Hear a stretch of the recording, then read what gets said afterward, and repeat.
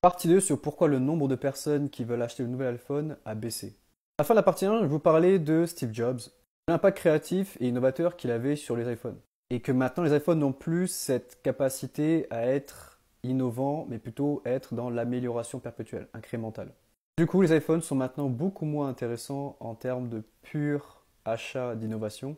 Ils deviennent simplement des éléments de design et d'esthétique et de confort en termes d'usage. Que les gens n'ont pas forcément envie de changer pour le nouvel iPhone qui va être beaucoup plus cher alors que leur iPhone est déjà plutôt bon.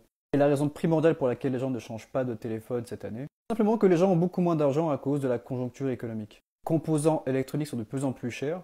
L'économie est de plus en plus fragile à cause de facteurs d'inflation, à cause de la hausse des matières premières et une augmentation de la masse monétaire, dû à l'impact de la crise sanitaire et des différents problèmes économiques que les pays ont à gérer leurs dettes.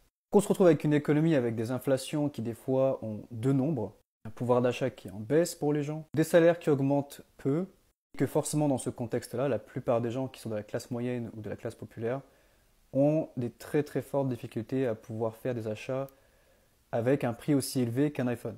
En plus qu'en général, Apple a une tendance à toujours augmenter ses prix pour maintenir ses marges très élevées sur leur iPhone.